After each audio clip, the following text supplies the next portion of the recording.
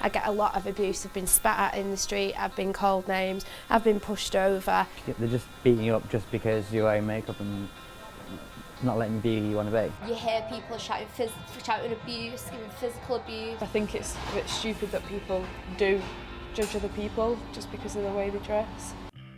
Goths, emos, punks, or anyone who fits into an alternative subculture are more at risk of abuse purely because of their appearance.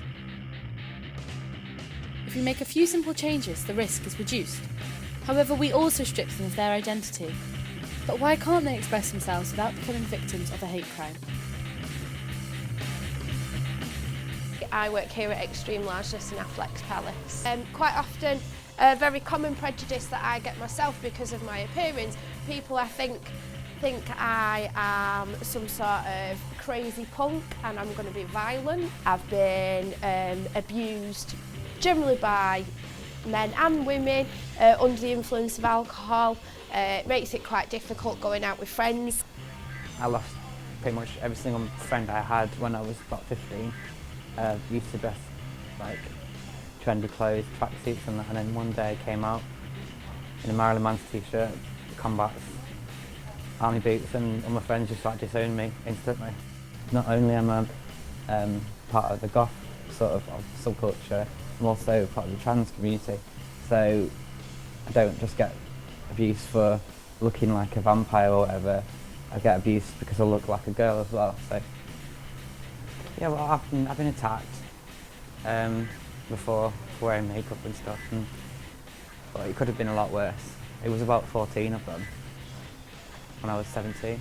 I should have gone to the police really. It could have ended really badly. I thought that it wasn't necessary to call the police because it wasn't really that important, but it was.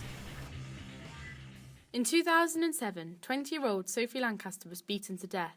She was targeted simply because of her appearance. Her tragic death highlights the importance to recognise hate crime and provide better support for the victims involved.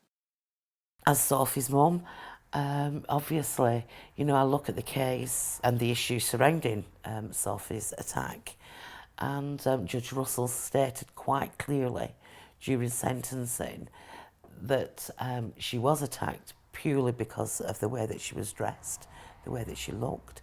It's really important for young people, it's important for families to be aware that actually you can report.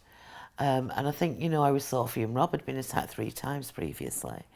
Had they reported? No, they didn't. And I think that's a lack of understanding because people who belong to alternative subcultures often think that that's part of who they are, and they have to put up with it. Well, actually, you don't. And it is scary, going to the police. And we know, because of our Facebook presence, that young people and older people are attacked daily. And do they report? No, they don't. To actually bully somebody and to be physically violent or verbally violent towards somebody because they might have tattoos, because they've got different coloured hair. I think that sort of thing comes down to your education. We're taught to sort of fear or attack anything that's different to us. People are just too scared to be themselves because they're worried about being ridiculed. It's why I do it, because I don't really care. I'd rather, like Kurt Cobain said, I'd rather be hated for what I am than for what I'm not. Just why blend in like everyone else?